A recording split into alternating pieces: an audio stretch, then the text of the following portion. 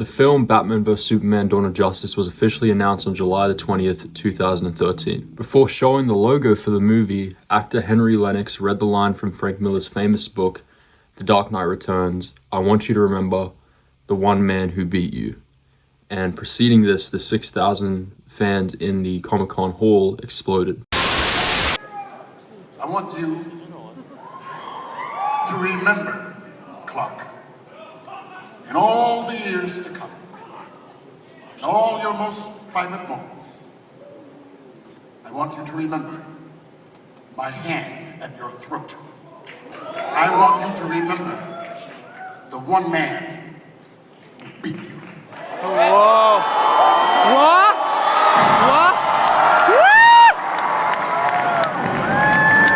What?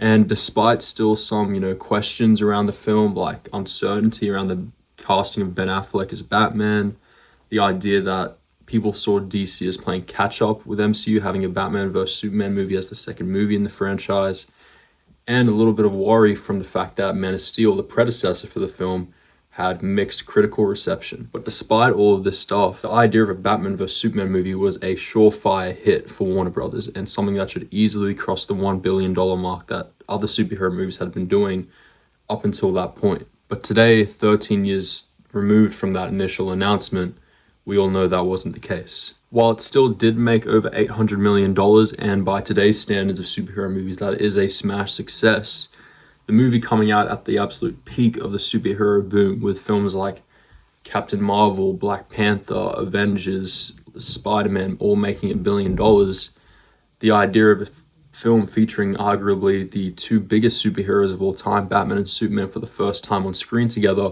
not being able to pass this mark was obviously an issue. The film was also almost universally panned by critics and is cited today as the initial start of the downfall of DC as a worldwide and box office powerhouse. But when this movie did initially come out when I was 10 years old, I loved it. And how could I not? I mean, I was a DC fan as a kid, and it was Batman and Superman on the screen together for the first ever time. And a lot of my love for the movie and excitement I had for the movie was based off the fact that since I was a DC fan and seeing the Marvel Universe and Avengers and all this stuff, and the only time I would see DC heroes cross over in any sort of film would be an animation, there was so much excitement of being able to see a possible Justice League movie in the future spawned off of this film. But as I got older, I began resonating a lot more with the critiques of this film and became a lot more bitter about superhero movies in general, but a lot more specifically with Batman vs Superman because of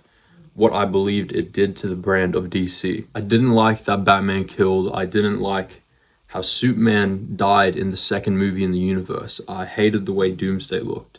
I hated Jesse Eisenberg's Lex Luthor and how Riddler-esque it was. I hated how short the actual fight that the whole movie built up to was. And I hated the Martha scene more than anything. And I kept these sentiments for years. And as I started to watch less and less superhero movies, the idea of going back to watch Batman vs Superman, a film that I'd grown to kind of hate, was just never in the cards for me. But every now and then, whether it was with a friend or on a date or whatever it was, I would catch one of these superhero movies in the theaters. I saw Black Adam in the theaters, I saw Fantastic Four, I saw Superman, I saw quite a lot of other movies that came out from the genre, and if there was one word I could use to describe them, it was soulless. And it's to the point where now, as I was a massive superhero fan in some ways, I still am with certain aspects of the genre. The only movies I'm excited to see from DC or Marvel are the Matt Reeves Batman movies. I could care less about Doomsday. I'd care less really about any of the films they've announced for the DCU. None of it is interesting to me anymore. To me, especially with DC, it was so clear that movies like Blue Beetle, The Flash, Aquaman 2, Shazam 2, Black Adam, Birds of Prey, even the newest Superman to an extent, they weren't made because the director had a genuine vision for what they wanted to do with the character.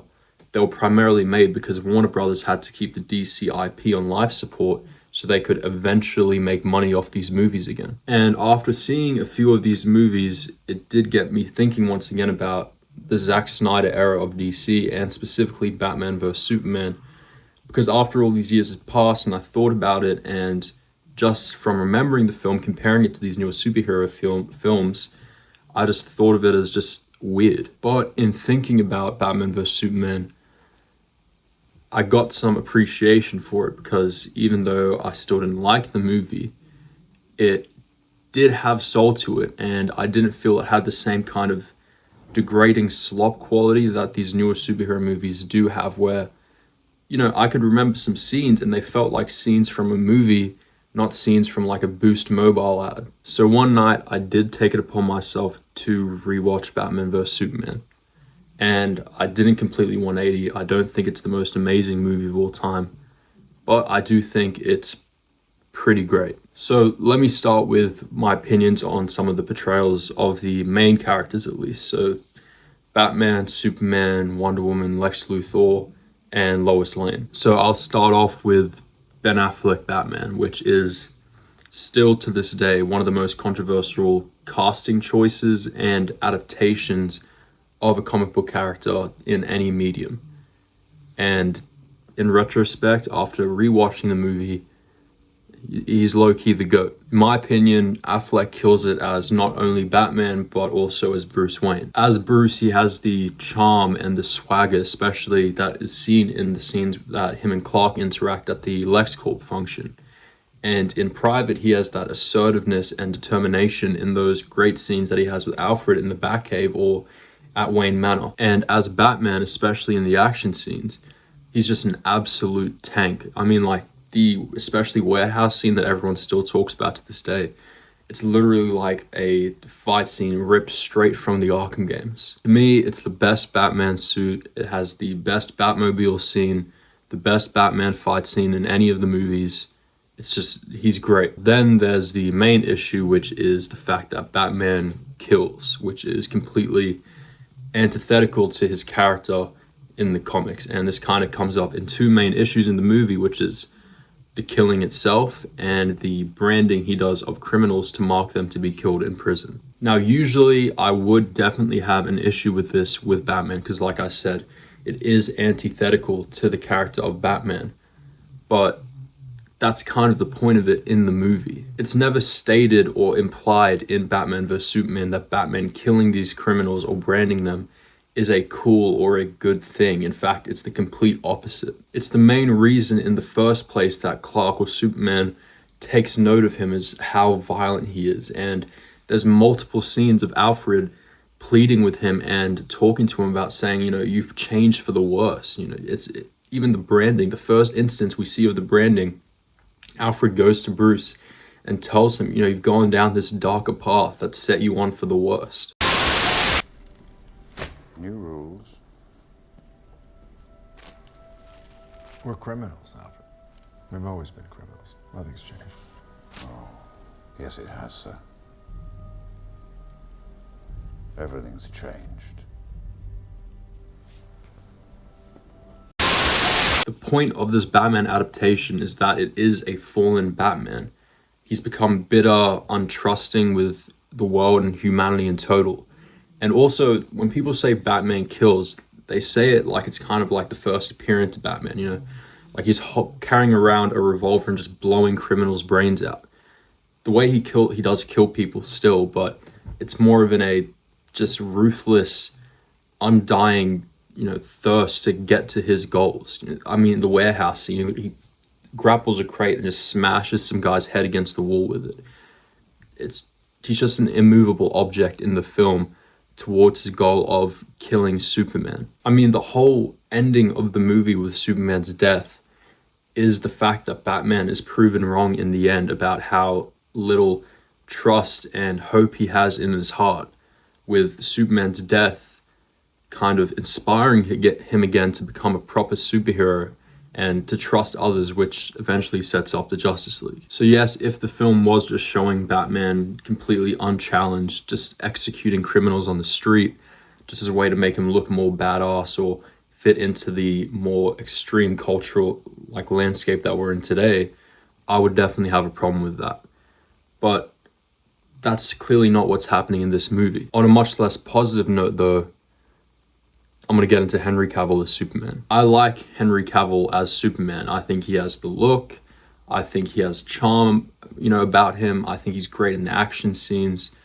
As a casting, I do think he works well as Superman. And I thought Man of Steel, for what it was pretty okay. It's clearly a different take. It's not my favorite Superman movie of all time, but I did think it was a pretty good superhero film. I really didn't like him as Superman in this movie, though. I think the scenes of him as Clark were pretty good. He has the proper level of, you could see him as a different person to Superman. He's not as strong or powerful or doesn't have the same image as Superman, but at the same time, which is a problem I had with the newer Superman movie, he's not a complete fumbling goofball, almost akin to Peter Parker. He's still assertive at the same time as being charming. But in costume, though, it's very different, and I think the most prominent display of that is the fact that every time I would get to a Superman scene in the movie, I would just want it to get back to Batman because of how bland he was. And it's not because I wanted him to just be some generic, Superman just means hope adaptation that you could ask from an average comic book Twitter nerd at any time. But you definitely could have had some more personality injected into him. I mean, one of my main issues with the David Corenswet Superman movie that came out in the last few years is that Superman's basically portrayed to just be a complete chump. I mean, he gets his ass kicked the whole movie, doesn't win one fight by himself. Every time that he's Clark, he's just a immature, flushed idiot, basically. But this film is just way too far in the other direction. I mean, if only there was some sort of happy medium you could find in a Superman movie where he could be charming and hopeful and happy at the same time as being very assertive and strong and masculine. But probably the most damaging part of the Superman portrayal, and one that the David Corenswet Superman does infinitely do better, is the non-existent chemistry with Clark and Lois Lane. Which is weird because I felt that both in Man of Steel and Justice League, Henry Cavill and Amy Adams were pretty good together as Lois and Clark. But in this movie, every time they're on screen together, it's just a complete snooze fest. There's nothing interesting or endearing about their relationship together. It feels like two AIs speaking to each other. And while there doesn't feel like there's any chemistry between the actors in this movie in particular, the script doesn't help them either. On to Wonder Woman, or Gal Gadot as Wonder Woman. She's pretty good. She's pretty good as Diana. She's pretty good as Wonder Woman. But my main critique about that would be she's very shoehorned into the movie. And the constant musical cues every time that she shows up or takes center stage in the shot is a bit much. Now, for possibly the most controversial portrayal of a comic book character in a superhero movie of the last 2 decades, Jesse Eisenberg as Lex Luthor, which is a portrayal that, even from when I first saw the movie as a kid, I did not like. Today, though, upon rewatching the movie, I do like this interpretation of Lex Luthor. I think the idea of modernizing Lex into a egotistical, awkward, kind of maybe autistic tech CEO that just has this lust for power and wants to manipulate politics and just has such a manlit kind of problem with himself as a human is something I can imagine in the real world today. And like in most movies I've seen him in, I think Jesse Eisenberg really does pour his heart and soul into this role. I love how vindictive and crazy this Lex is, from his interactions with Superman to even his interactions with the senator, the main senator woman from the movie. I just feel enthralled every time he's on the screen. I can't look away. I think the acting does a great job. I think the script does a great job, and it's probably one of my most unique opinions on superhero movies. Maybe a lot of you guys think it's just retarded, but I genuinely love this rendition of Lex Luthor. I mean, especially the scene where they're up on the helipad and it's Lex and Superman, and he throws the photographs at him of Martha being kidnapped, and his whole performance there. And now God bends to my will.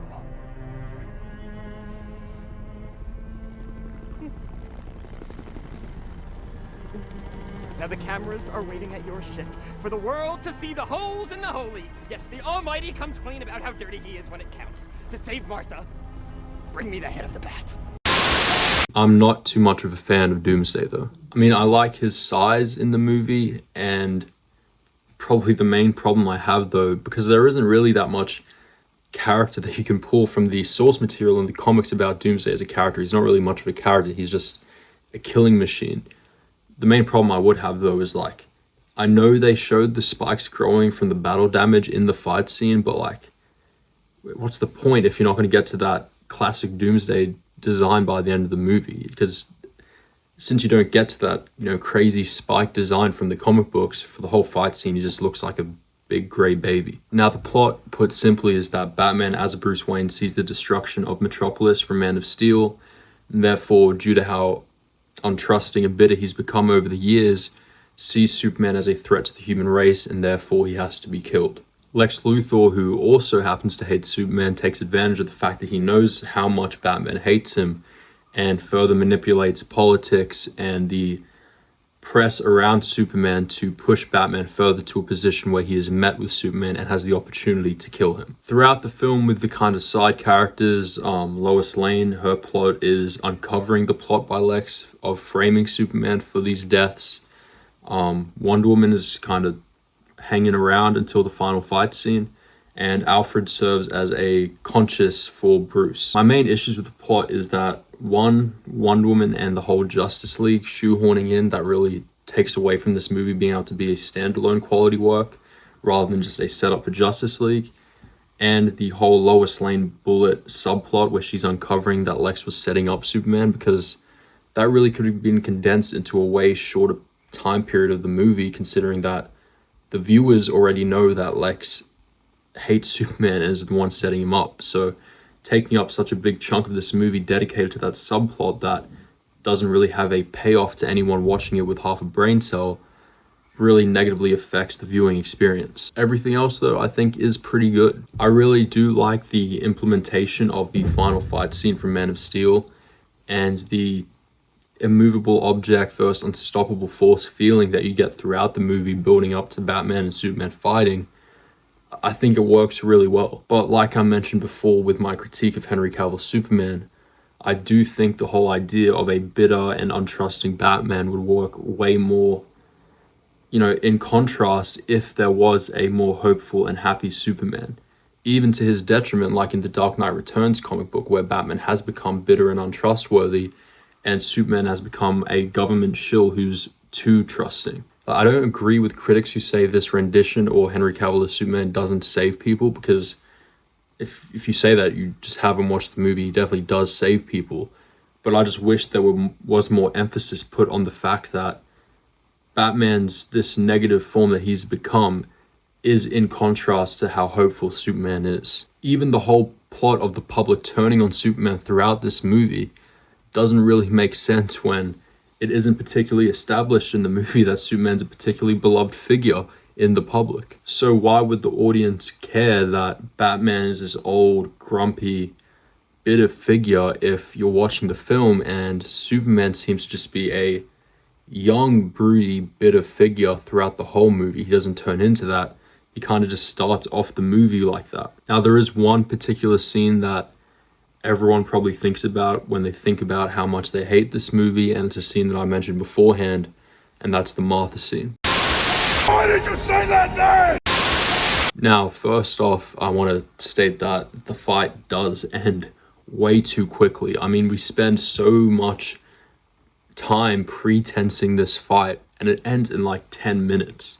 So off the bat, that is ridiculous. But I felt that the Martha interaction at the end of the fight, it serves the plot and the story pretty well. The main story, like I've said a million times, is the fact that Batman had become so disenfranchised with the idea of humans or anyone being able to do good. And no matter how many people Superman or Clark saved, because of what he saw in Man of Steel and because of his paranoia, he was never able to see Superman as a force for good. This is why Batman finding out that Superman has a mother, and not only has a mother, but she's front of mind when he has a spear pointed at his neck. He's not pleading for his own life, or trying to find a way to kill Batman. He's pleading for his mother's life.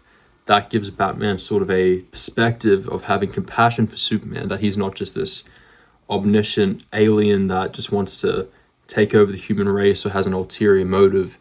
He is above all a man with a mother who he cares for deeply, that he wants to save, which is something that Bruce himself wasn't able to do with his own mother, Martha. Maybe the performance from Affleck could have been a little more toned down, and not the kind of overbearing screaming, and the dramatics of it would have lessened the backlash from people that watched the movie. But overall, I think this scene works pretty well within the story. Now, just some kind of pros and cons for the movie. Starting off with the pros, I think the costume design is all pretty amazing. I think the Ben Affleck suit is the best Batman suit on film. I think the Superman costume does better than the Man of Steel suit. It's not perfect still for me, but I do think it does look pretty great. And I think Wonder Woman also looks pretty great. And for the action in the film, like many other Zack Snyder films, it is fantastic. From the grounded hand-to-hand combat with Batman, to the cinematic end scene with Batman, Wonder Woman, Superman versus Doomsday, to the Batmobile break-in at LexCorp, I think, as per usual, Snyder knocks it out of the park. The cinematography in the movie, which is another Zack Snyder highlight, is great. And it's one thing that I do miss when watching these newer Superman movies, say James Gunn's Superman, for example, is they seem to want to kind of downplay the enormity and the grandiose aspect of these superheroes and wants to make them kind of dull and humane, which Snyder does kind of the opposite. Like, there's multiple scenes in this movie that look like a splash page from a Jim Lee comic. They're just so cinematic, and they're great. And I would say even Zack Snyder haters, which there are a lot of out there, have to admit that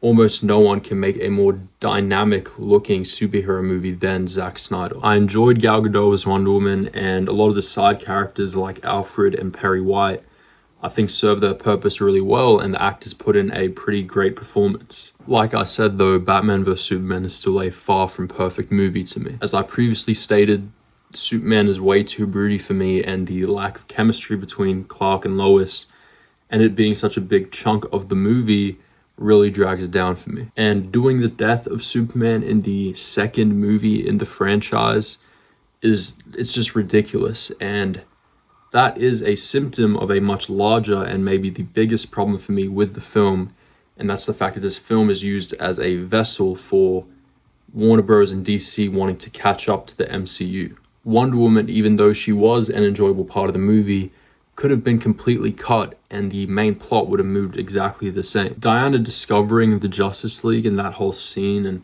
subplot is just such an overbearing, obvious setup for Justice League that it could have just been Bruce. If you really wanted to do it, if you really wanted to set up Justice League, you could have just had Bruce finding that same file when he was invading LexCorp. And as opposed to something like Flash visiting Batman from the future in the movie, at least that scene works because it intensifies Batman's paranoia towards Superman. But these other like little tidbits which are done through these Wonder Woman scenes could have just been completely cut. And that's kind of another issue I have with the film, is that the scene that of Batman invading LexCorp and what they seemingly could have done with a semi-Arkham stealth scene of Batman sneaking around, taking down guards, was just done off screen. And this movie was so long, and they couldn't find any time for this when they had so many scenes that could have just obviously been cut or trimmed down, but they couldn't find time for that. And on top of that, the main Batman vs Superman fight was like 10 minutes. How do you explain that to anyone that a 3-hour or something movie has a 10-minute sequence of the title of the movie? I also don't understand why the dead Robin in the movie had to be Dick Grayson. I don't know why Snyder made the decision, considering that in the comics it is a actual story that when Jason, the actual Robin that was supposed to die, did die, that was what led Bruce going down a darker path in the book. So I don't know why he insisted on having it be Dick Grayson, a beloved character, just I guess because he felt like it, maybe. Who knows? Now, a lot of arguments have been made that a part or a big part of this movie's failure was how dark and gloomy it was compared to the MCU films. And while that was clearly a criticism that Warner Brothers listened to, considering the massive reshoots they did for Suicide Squad and Justice League, I don't think that was as important as people wanted to make it seem. The only $2 billion DC films that had come out prior were The Dark Knight and The Dark Knight Rises, which were, above anything, dark, realistic takes on these characters. And just the year after, in 2017, after the film's release, Wonder Woman and Logan were two massive successes, both critically and commercially. And they were far from Joss Whedon, just kind of comedic superhero films. They were darker, especially in Logan's case, darker, grittier takes on these heroes. Sure, maybe part of the failure commercially with the movie was that if you're a parent taking a kid's birthday party to a movie and you saw the trailers for Civil War and for Batman vs Superman, you're going to take them to Civil War. You're going to buy them the toys from Civil War of Spider-Man and Captain America, rather than from a trailer you saw of Batman saying that he wants to kill Superman. But ultimately, I think the biggest failure of Batman vs Superman was that the film could not commit to what it wanted to do. It was clearly a movie that wanted to be rated R, but it had to be M-rated because a R-rated superhero movie, especially with your two biggest characters, was not a surefire thing back in 2016. It wanted to be a political commentary that told unique stories about these characters, changing aspects of them to pursue the story it was trying to tell. But at the same time, it was overbearing in how much it was clearly a setup for a movie down the line, and that it was just part of an ultimately bigger franchise in the Justice League. It's like if when The Dark Knight Returns came out back in the 80s, you found out that it was actually a setup for the Justice League New 52 story. It doesn't work at all. And the biggest part that I don't understand about that is that one of the best parts from even people that don't like Batman vs Superman is how it was able to use the ending of Man of Steel in its own plot without having to clog up Man of Steel with references to Batman or Wonder Woman or the Justice League. It was so effortless, which a lot of superhero movies weren't doing at the time. The predecessor to the big movie they were setting up had to be clogged with filler for the movie it was setting up, which they didn't do with Man of Steel. Man of Steel you can watch as a standalone. Batman vs Superman you can watch as a standalone, but it does take important parts from Man of Steel to further its plot. But it just couldn't do that with this movie. It had to have Wonder Woman, the Justice League, references to Steppenwolf. It was just incessant in its need to set up the Justice League. And that's what I'm saying. You could have cut stuff like the Nightmare sequence or Wonder Woman, stuff like that that wasn't inherent for this movie, and put in a larger fight scene for Batman vs Superman, put in more hopeful scenes with Superman, put in the LexCorp break-in with Batman, and that would have made it a better standalone film rather than a better setup for Justice League. So ultimately, the main conversation around this movie is, did it kill DC's brand in cinema?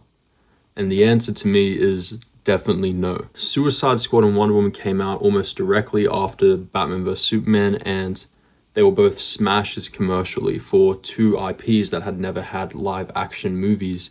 They both grossed over $800 million. Aquaman, who was seen as a complete joke of a character before his movie, went on to be the highest grossing DC movie ever made. Shazam, who was a almost unknown character to the public at least, while not having a massive commercial box office, it was on a smaller budget. It did make lots of money back for Warner Brothers, and it was a critical success. And that's why I think anyone saying Batman vs Superman killed the DC brand is just being dishonest, and they just kind of want to hate on this rendition from Snyder. To me, it couldn't be any more clear to anyone that knows about this stuff that the thing that killed DC's brand in the cinemas is the 2017 Justice League movie. When the trailer for Justice League that was originally being directed by Zack Snyder initially dropped, it was clear that the hype was still massive for it. And this is evident by the fact that it has more views than Thor Ragnarok or the Spider-Man Homecoming trailer, two films that later went on to outgross it. And what ultimately killed this hype and the actual quality of the movie was the fact that due to a tragedy in Zack Snyder's family, he had to step away from the movie. This eventually led to the hiring from Warner Brothers of the Avengers director Joss Whedon.